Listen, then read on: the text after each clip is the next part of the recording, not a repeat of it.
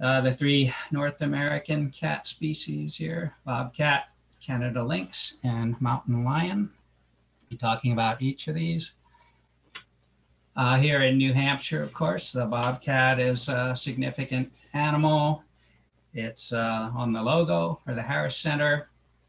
There's been kind of an ongoing project with bobcats on some of the Harris Center lands, which began in 2015 and was reported on by Eric Aldrich and Dallas Huggins at the Monadnock Regional Natural History Conference last November. If any of you were there, they gave a nice summary of what they've been up to using snow tracking and cameras to document bobcat activity in the area. A couple of local ecologists have explored the history of bobcats in New Hampshire to ecologists from University of New Hampshire. Clark Stevens looked at the early history and said that bobcats were fairly common in the early 1800s from the records he could find, but that they became scarce in the late 1800s. Then John Litvitis, hoping I'm pronouncing that right, he examined bounty records for bobcats that were turned in on the bounty harvest system. And he concluded that after an increase from 1915 to 1930, when the harvest numbers rose from 93 a year to 358 per year, they reached a maximum in 1959 at 421 bobcats turned in that year. That's a lot of bobcats being trapped.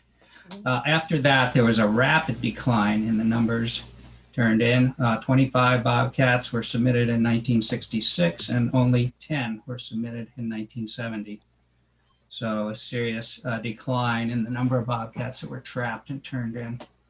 So there was speculation that conversion from a farmland to shrubland and forest resulted in fewer prey for bobcats. Things like cottontail rabbits, grouse, woodcocks that were major food sources of bobcats became much more scarce with those conversions. However, I believe that you certainly have to consider the impacts of trapping on the population because of those large numbers that were being trapped certainly could have had a serious impact on the decline of the population. Well, that program was ended, but the bounty program ended in 1973. Some hunting and trapping was permitted sort of on an erratic basis until 1989, and then both were ended. Both the hunting and trapping programs were ended. And at that time, the statewide population was estimated at less than 150 bobcats. Good news, however, recently, UNH continues to study bobcats, and between 2009 and 2014, they had ongoing research, and in 2013, their estimate of the number of bobcats in the state was over 1,000. So good signs of improving numbers with the protection that occurred beginning around 1990. Bobcats are generalist carnivores, so they exist in many different habitats in North America, including a rainforest in the Pacific Northwest, forests and valleys, Yosemite National Park here, desert Southwest, and of course the eastern forest. So being able to hunt any small mammals, birds, reptiles, amphibians, anything like that, insects, they're very adaptable to all these types of habitat. My first work with bobcats was shortly after I graduated grad school in Oregon State. I was hired to work on a bobcat project by the university in the Cascade Mountains of Oregon. You can see this patchwork of old growth and clear cuts, very common in the Steve, Oregon Cascades. You click on the slide, it should help it Okay. start to advance. All right, so going back, I mentioned the three cats of North America. I'm going to get rid of this stuff. bobcat, Canada lynx, and mountain lion. Yeah. Okay, and this is the slide I had up when I was talking about bobcats in New Hampshire and all that. And the shot of the different habitats that bobcats. I'm going to try and start over and get. While Steve's working on that, I'll just share, Raymond shared in the chat that New Hampshire Fish and Game a couple of years ago had tried to start a trapping season in this region on the bobcat, and there was a real public outcry about it, and they did something which they normally don't do, which is reverse their decision. When Fish and Game sets their trapping and hunting limits, the public has a chance for input, but it's not very often that the public is listened to. And in this case, they were, and there is no trapping season for bobcats in the Monadnock region. I'll show you the screen of the different habitats. Yeah. Okay. So as I said, my first work with bobcats was in the Oregon Cascades, and it was a telemetry study. We used radio collars and antennas. This was before GPS collars and GPS tracking, but I was an assistant to a PhD student for Oregon State University, and this was my first experience with radio telemetry, and I began to formulate my opinions about this technique as I went through this project. And I saw the positives, being able to locate these animals whenever you wanted to, day or night, any weather conditions. If you got decent at using the antenna, you could get a good location on a cat anytime you wanted to. The disadvantages I saw were that it was hugely traumatic on these animals to capture them and to collar them. We used a number of techniques to capture, including dogs, hounds chasing them, and then darting them, and padded leg hold traps. These were steel leg hold traps. The jaws were offset and they were padded with rubber to reduce the impact. But nevertheless, I saw feet, bones that were broken in the feet of cats. Cats survived initially, but then died several months later, probably because they couldn't feed themselves adequately. So those things entered into a lot that I'm going to talk about throughout the program. But one of the things we were doing there was looking at the carnivore community, bobcats, coyotes, and mountain lions, and how they interacted with each other in this environment. And coyotes and bobcats are both generalist carnivores, about the same size, but our information showed that bobcats were able to, or that coyotes were able to exclude bobcats from areas, especially if they had established, the coyotes had established a territory. The bobcats adjusted their movements. Mountain lions are large predators that move great distances, and their territories overlapped those of the other two, but they didn't seem to affect them because they were generally on the move and they were eating larger prey like deer and weren't competing as much for the smaller prey. When I moved to Montana, began working as a biologist, and can you guys see all this stuff? Are you seeing all my slides clearly? Yep. Got a bunch of stuff in this box up here. And I first began working with carnivores in 1992 in Yellowstone National Park, places like this across northern Yellowstone, not specifically for bobcats, but we were looking for especially wolverines and lynx, but documented a lot of other carnivore activity as well during those 5 winters. Then in 1997, my wife and I founded this nonprofit organization called Wild Things Unlimited, and we picked the wolverine for our logo.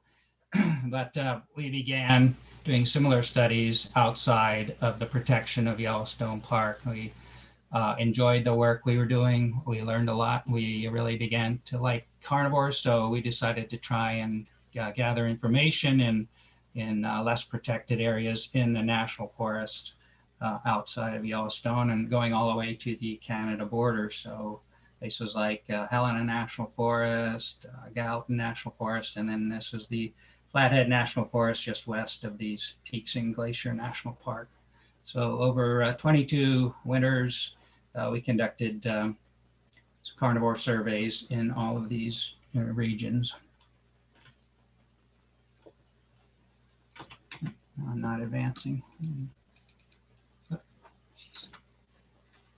So we used indirect techniques. We did not capture, drug, or handle animals, and that was a result of my work with what I saw with capturing and handling and drugging animals on that Oregon project. I came to believe then and over time that radio telemetry should only be used if it's really, really critical to protecting a species' survival. And I think a lot of times biologists don't think about it that way. It's kind of a fun thing to do. It's a good way to get some results, but a lot of biologists don't think about the impacts to the animals, in my opinion, and probably in the great minority in that view because it is still heavily used. But I was determined to avoid that as much as possible in the projects that I was involved with. So we used technology like GPS, a great tool for accurately recording locations of the things you're finding in the field. The first GPS we used in the mid-1990s was powered by a car battery, which you had to lug around with you if you wanted to use it. And you had to post correct for the locations. In other words, the military was blocking the in-time locations, so you had to use mathematics and post correct and get your location a day or two later. Whereas today, of course, we can get an immediate location in these little handheld devices. We did a lot of snow tracking. Here's my wife. I thought I better bring her into the program. Using snowmobiles to get around only on places that were already groomed for snowmobiles. We didn't go off trail at all on those, but it did allow us to get farther into the forests in some areas. And of course, Betsy insisted on breaking trail when the snow was deep. Here, she's still smiling. We used cameras, so this was the early camera system called a Trailmaster. It involved a camera which took slide film or print film. So you were limited. You could only get a maximum of 36 images. It was a 3-part system initially. This is the recorder. There's a transmitter. This is a transmitter, and then it's bounced back by the unit over here, and it tells the camera when to take a picture. And it records all the times of the photos down here. But you could get rolls of that included people's dogs finding your bait, other researchers photobombing your camera site, birds, mystery animals like this. We eventually determined this was the back of a snow-covered moose. Here's its ear and face. Or occasionally we got whole rolls of nothing but snow falling in front of our camera. So this technique was useful, but oftentimes frustrating until the advent of digital cameras like Reconyx and Bushnell. With an SD card, you could record 8,000 to 10,000 images, and you still got a lot of extraneous stuff, but you could get lots of good images along with that. And the Bushnell unit actually recorded video as well, which I'll show you some of that in a little bit. We also used DNA collection of DNA materials, which Susie was just mentioning. That was not available either when we first started. That just kind of came onto the scene in the late 1990s as a viable, the cost had gone down enough and the techniques had improved enough that that became a very useful tool for indirect methods of studying wildlife. This was one of our first devices. We're trying to collect hairs, a tube of mesh wire with a bunch of barbed wire inside to try and get the animal to crawl through here and leave its hair on the barbed wire. A later model was these carpet pads with barbed nails protruding through. You put some scent around here and try and get the animal to rub on that, leave its hair. And then the most recent technique involved these steel brass gun brushes, which were attached to a tree and are very good at grabbing hair when an animal rubs up against them. We used various attractants for cats, especially visual attractants like pie pans or bird wings were advised, and then chemical attractants, trapping lures that have been designed for trappers to lure animals into trapping areas. We made use of those to try and lure animals to these hair collection sites. A couple of bobcats investigating some scent here on a wing. I think I missed some photos. Okay. Seem to be out of order, but we'll keep going. More bobcats kind of rolling around here. I don't know if this is because of the catnip that we had used as a lure or if they're just performing for the camera.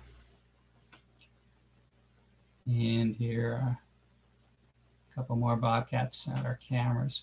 Oh, this was interesting. As I mentioned, bobcats are generalist carnivores, but they also scavenge. This was a bobcat that found a moose carcass that we had set up in hopes of getting photos of a wolverine, but this bobcat showed up and took advantage of this carrion feeding opportunity.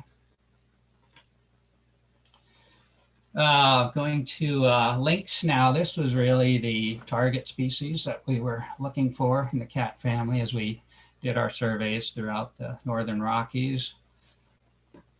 I saw a couple photos here from a photographer friend of mine, Daniel Cox from Montana. You can see the features of the cat here, especially these huge feet. This is the main thing that distinguishes them from bobcats, along with more subtle differences in the coats, not nearly as much spotting.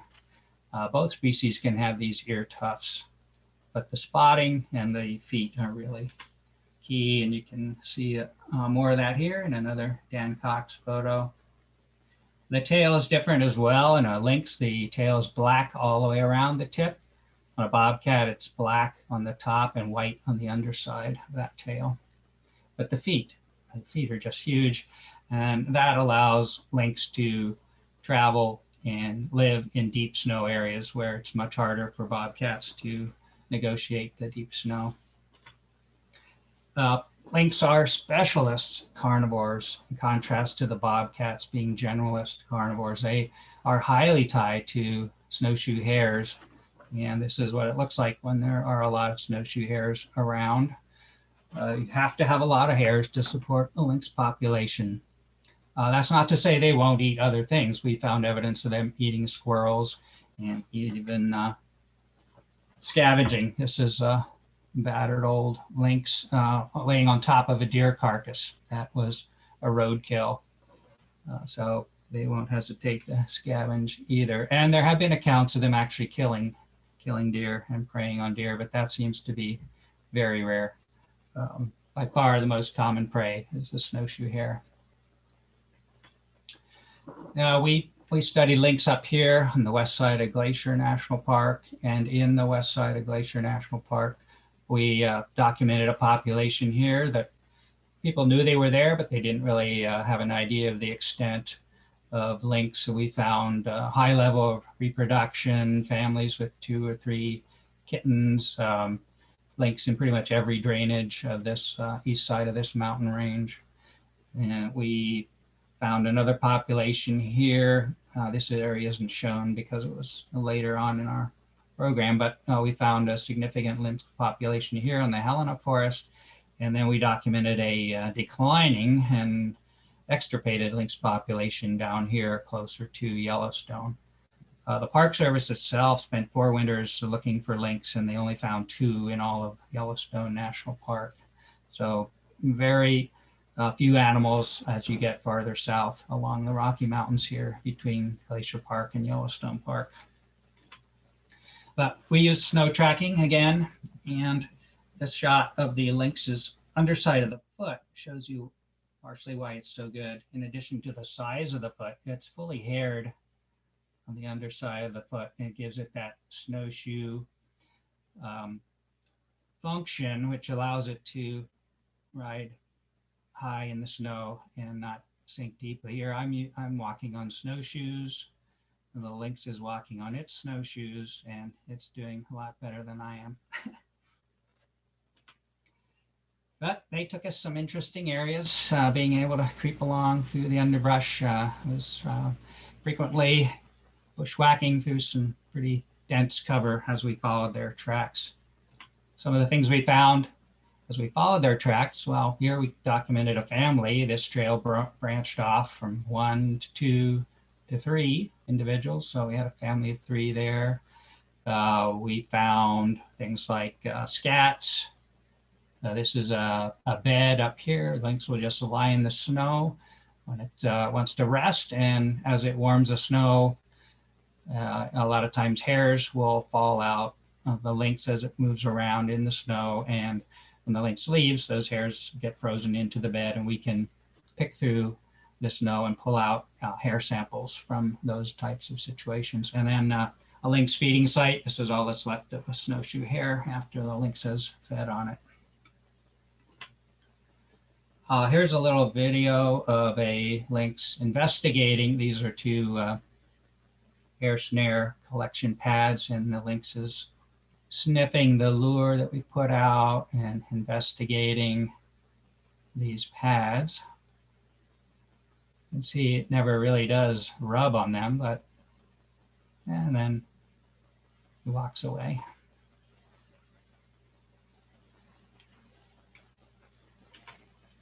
I put this table in just to talk a little bit more about DNA sampling. These are a summary of results from 9 winters on the Helena National Forest, where we collected a total of 341 scat and hair samples. We turned those into a genetics lab, and 71% were identified as lynx or wolverine. These were our 2 target species. Others included red fox, coyote, bobcat, marten, weasel, and black bear, scats and hares. Out of the lynx samples, 68% were identified to the individual level. This is what we're really looking for, trying to identify individuals so we can kind of count individuals in that area and begin to follow them around through their genetics. And those represented 13 different lynx. So we thought that was pretty good, identifying 13 lynx out of 74 samples of confirmed lynx hair. We also found that scats were better than hairs for identifying individuals from the DNA. I should say this is hair and scat up here. Of the lynx scats, 82% were identified to the individual, and 11 individual lynx were identified. When you go to hairs, these are hairs that we just found while backtracking. It doesn't include ones that might have come from a rubbing post. Only 39% of those were identified to the individual level, and 7 individuals. One of those was an individual that was not identified from scats. So it did provide some additional information, but they weren't nearly as efficient in providing DNA overall compared to scats. And this is just an example of how we displayed some of our information. These red lines are areas of transects, which we covered on snowmobile or ski or snowshoe. And then the colored symbols are lynx tracks for the plain green symbols, and actual identified lynx here. And these colored symbols are lynx that were identified from DNA from either scat or hair. So we wrote annual reports for every area that we were working in. We provided maps and data so that the Forest Service managers would have information to use in planning activities like timber sales, recreational areas, ski areas, trapping, hunting, all kinds of things like that. So we were trying to fill in some of the gaps of information that were there because the agencies themselves, the Forest Service in particular, just did not have the people power to do these kind of things. So we cooperated with their biologists in planning and implementing these studies, and then we gave them the information.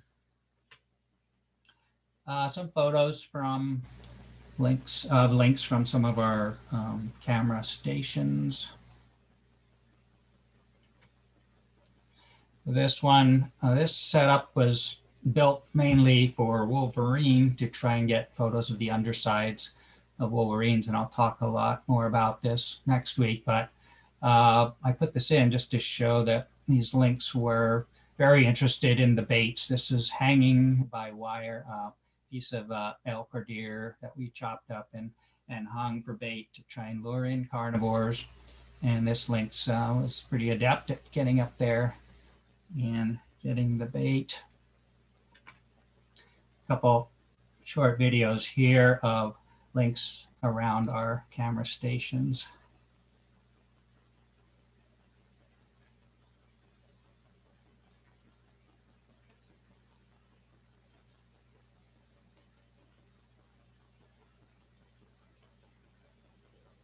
This is a little cubby box that we built. There are some of those gun brushes in here protruding to try and get hairs if an animal goes in there. Another lynx at another site.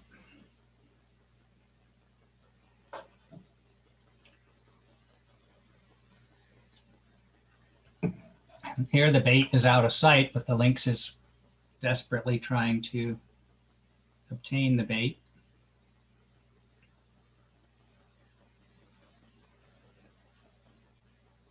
Typical cat looking around. Hey, you didn't see that.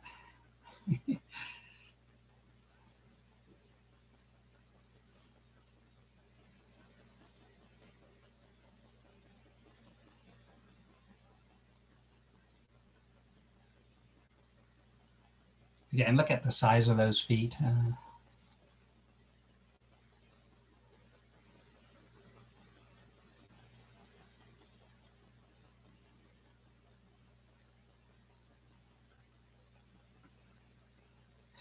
So it gives you a little bit of an idea of how these animals move, how they move, you know, just some little glimpses into their behavior. We got photos of families of lynx, female with a kitten, another kitten here. So by using these techniques of DNA sampling and cameras, snow tracking, we were able to compile a significant amount of data without having to capture and trap and radio collar animals. And that was really our goal. Oh, here's Goofy Lynx taking a closer look at our camera. Any questions on bobcats or lynx before I move on to the other cat? Hey, Steve, quick question. I appreciate your sensitivity with the with the collars and not injuring the animals. And I just wonder, if you're using bait, do you think that affects their, I don't know, their behavior much, or is that pretty benign? Yeah, we thought about that a lot, using the lures and the baits, and these animals have such good, you know, sensory abilities that we could have pulled animals, you know, from a distance that might not have come to that spot. We thought about that a lot.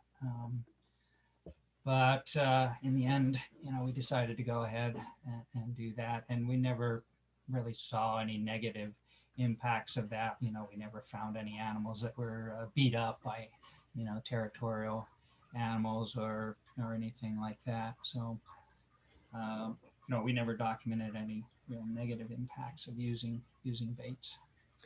I have a question, Steve, about I've been reading a lot about the use of scat sniffing dogs to find scat. I wonder if you've had any experience with using that technique, because it can be a lot of hard work to find enough scat to get enough data. So the use of a dog that's keyed in to find a specific, let's say, wolverine scat can really help a biologist collect enough samples, find them. Yeah, there are people in Montana that were really in on the development of that scat sniffing dogs, and it's a great technique, especially in seasons other than winter. You know, our projects were strictly in the winter because we relied on tracking, and not only to see where the animals went, but also to collect these materials. We'd follow their trails and then collect the scats and the hairs along their trails. So without snow, you couldn't begin to do that. So you can use dogs in other seasons.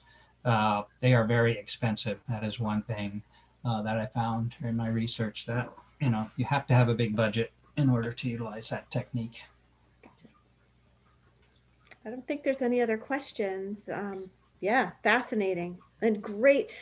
Brett and I were chatting, and we were saying it's great to hear from a biologist kind of how you figure things out and make sense of the data, and you explained it so accessible for us who might not be biologists. So we are appreciating that. Oh, good. Yeah, I'll do some more of that next week too with wolverines, but I definitely wanted to kind of share a little bit of my personal history and the evolution of techniques, as well as the evolution of my thinking as I went through my career. All right, that brings us to the ghost cat, so called in the November-December 2015 article in the New Hampshire Wildlife Journal. We called it the ghost cat, and gave some data on its presence or non-presence in the area. So I took these numbers, this information off of that article. In there, they examined 400 reports of cougar sightings. I should go back and say these cats are known by many names, including mountain lion, cougar, puma, catamount, and various other things. So it's all the same. It's all the same species. But in here, they were calling them cougars. 400 reports, none of them included physical evidence necessary to confirm the reports. And they consider tracks, scat or hair with DNA, or verifiable photographs to be the necessary physical evidence. Most of the reports turned out to be bobcats, coyotes, or fishers. So if you can imagine mistaking one of these three animals for a mountain lion, that's what was going on. As far as verifiable accounts nearby, the last eastern cougar to be killed in New Hampshire was killed in the White Mountains in 1885, eastern cougar. Nearby in December 2010, much more recently, a mountain lion was sighted on the edge of the Adirondack Mountains near Lake George, approximately 100 miles from the New Hampshire border. Some of you might have heard about that in 2010. It was later killed on I-95 in Connecticut by a vehicle. An examination of the DNA showed that it had come from the Black Hills of South Dakota. Came all the way from South Dakota to New York State. Just an example of how wide-ranging and how capable these animals are, moving great distances when they're dispersing, especially young males that are dispersing. In our work, we needed to be able to distinguish between the tracks of these three cat species. Pretty easy to eliminate to identify bobcats because of their size. They're only 1.5 to 2 inches in either direction. And cat tracks are overall pretty circular compared to the more oval-shaped cats of the dog species.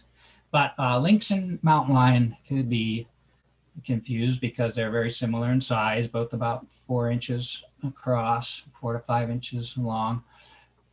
This is the difference between a lynx in powdery snow and a mountain lion in powdery snow. This fuzziness, this photo is in focus. You can see here on the card. This is because of all that hair on the underside of the foot that I showed you in that previous photo. You don't get real sharp detail like you do on a mountain lion or cougar track, which is about the same size in the same kind of snow. You're showing the pads themselves are showing up very well in this photo. One thing that these photos show, some of them are the 3 lobes along the lower margin of the interdigital pad. That's very distinctive of cats in general.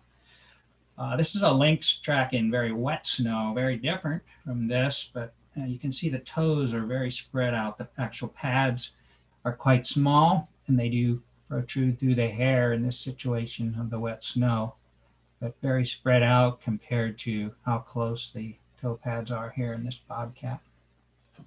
So we had to figure that out and learn as we went, but eventually, we got pretty good at separating these species. Our cameras captured lynx. First we were just getting things like this, half a mountain lion, the rear half of a lion kind of trotting through our site. Some of our early photos of mountain lions. We got this photo of a lion that obviously had an encounter with a porcupine, quills in its face and its shoulder region there. And from what I read, this is fairly common that lions do try to prey on porcupines.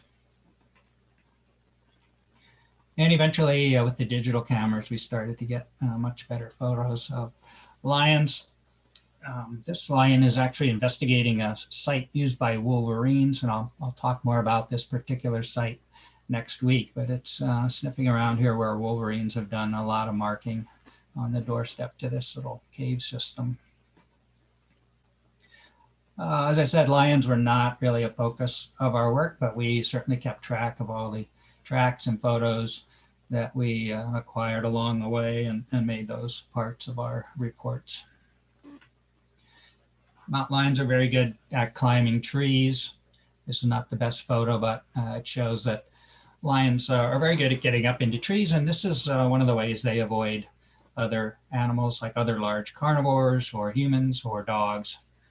And one of the techniques used to capture lions in radio telemetry studies is to use dogs to chase them up a tree and then use a dart gun to remove it from the tree.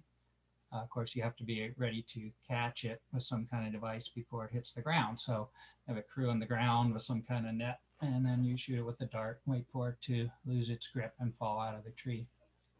A friend of mine who did this in Yellowstone used a 30-pound redbone hound to chase these 100-pound plus mountain lions up into trees.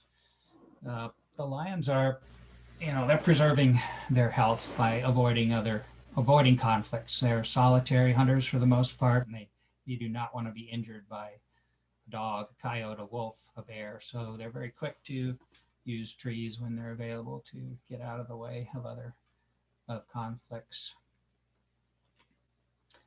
Yellowstone National Park has studied mountain lions pretty thoroughly since the 1990s, late 1980s. They had a PhD student who studied them for 7 years before wolves were introduced. Another woman PhD student who studied them after wolves were introduced to kind of compare, look at potential impacts of wolves. And I mentioned that a little bit about that last week. And now they have an ongoing study using indirect methods of cameras and tracking to sort of monitor the lion population without being as heavy-handed as they were before with the radio telemetry studies. There are good numbers of mountain lions across northern Yellowstone. It's very good habitat for deer and elk in particular, which are their main sources of food in the area. This is a photo from their project of some kittens, lion kittens. And lions and other cat species have a interesting reproductive strategy. They have what's called induced ovulation. So rather than having a specific breeding season, females can be induced by behavior of males, particularly to induce ovulation and breeding.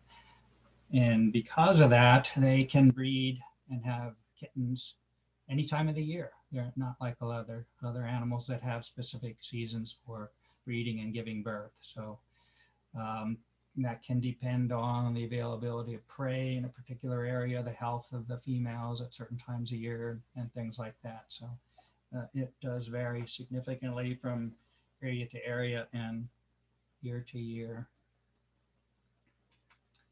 Eventually we started getting some photos of lions with their offspring. Here, fairly youngish kitten here with this female, and slightly bigger, a little older kitten here with her.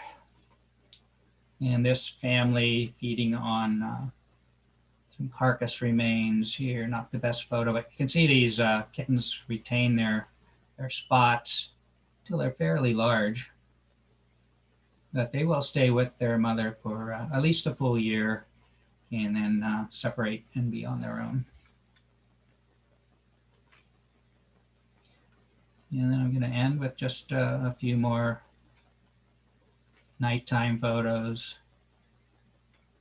of lions that we got in various areas.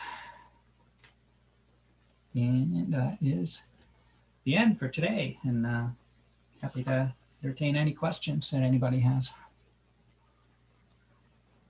I have a question, Steve. Do you think that the majority of research is moving away from using radio telemetry and using more of trail cams and fur trapping and DNA collection?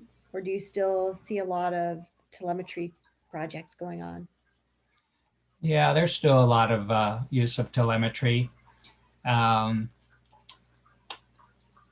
go back. I didn't talk about this last week, but in Yellowstone with the wolves, they're still collaring wolves. And I remember distinctly in the first year, Mike Phillips, who was the director of the project, stood up and said, "This is not going to be a research project. This is going to be a wolf recovery project."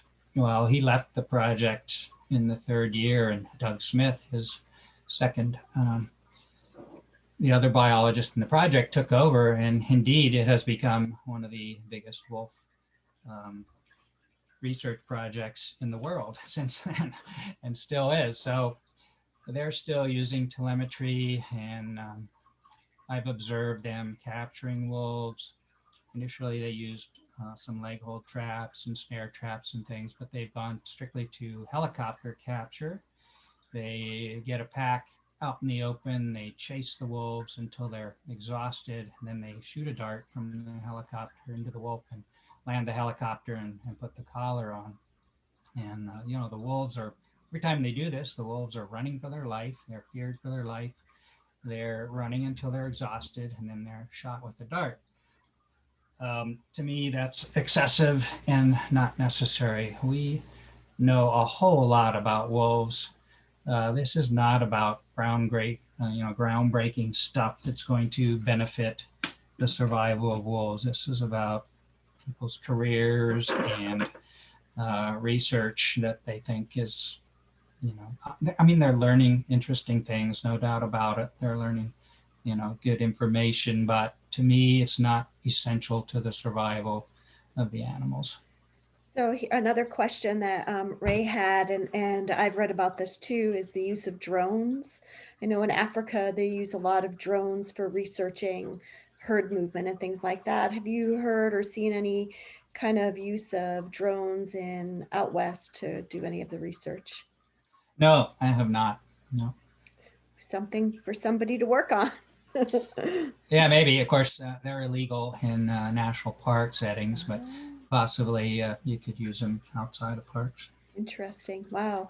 Does anybody have any other questions out there? I had one.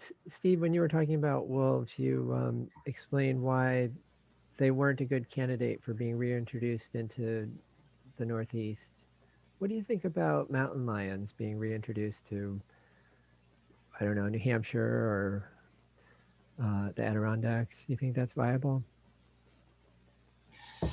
Probably more viable than wolves because, they occur in much smaller numbers. They're not pack oriented, so they don't require as much food, and they have tremendously large territories. So I think, a number of lions could move around, could utilize the deer populations for prey, and could do fairly well. Whereas, wolves, packs, they require a lot of food, and they would, plus they're not nearly as well tolerated, maybe as lions would be. Good question. That was I have a- Carl. I have a question. Sorry, I'm not on the video today, but a question that was asked of me is about populations of bobcats, whether they could ever become overpopulated as their justification for reopening a hunting and trapping season at a certain population level, or do they essentially self-regulate based on prey availability? Because that was a really big question in New Hampshire a few years ago, and maybe again. Yeah, well, self-regulation, you know, if there's not enough prey, animals are going to starve eventually. So some people say that trapping and hunting can prevent the starvation of animals because we take them before they get to that point. So there's an argument for that. But in general, you know, a lot of people don't think about that wildlife populations did perfectly well without humans before humans came on the scene. They were around for tens of thousands of years and regulated their own populations. Of course, you know, today, humans have such a dominant influence on the landscape that we can't say that they're just going to be totally natural if we let them do their thing. So, you know, you can go back and forth and say, you know, maybe some sort of human regulation is necessary or desirable, but those are some of the things, you know, you should think about. I have a question. I have a question, but my dogs are barking. No. There was a question about the bobcat habitat range, like its home range, and somebody wasn't sure if you had mentioned that and they missed it. The size of their ranges. Yeah. Let me see if I got this article here. Let me see if they mention that.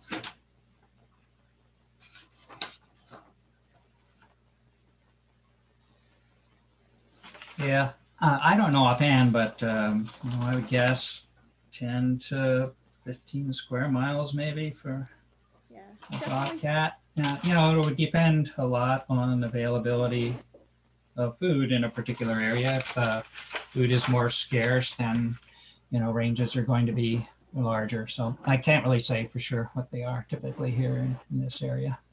I know that in the research that was done by Rory Carroll and the UNH team, they found that a lot of the bobcat sort of natural movement between places was changing, and part of the theory was people feed the birds a lot, and the bobcats stay more where the bird feeders are, and that's why we see them in more suburban areas than we ever have. They've sort of adapted to feeding off of the squirrels and chipmunks and other animals that come to the bird feeder. And when they did the DNA study, they found that there was quite a bit of corn in their scat, but that was through the squirrel or through the chipmunk.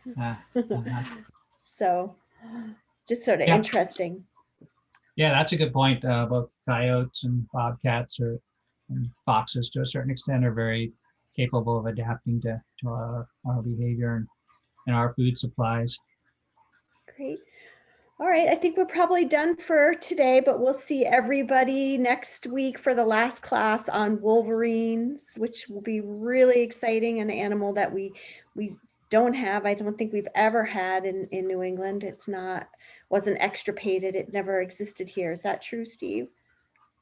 Yeah, that's true. Yeah. Well, I'll talk about other weasels that we do have here, including fishers and martens, American marten.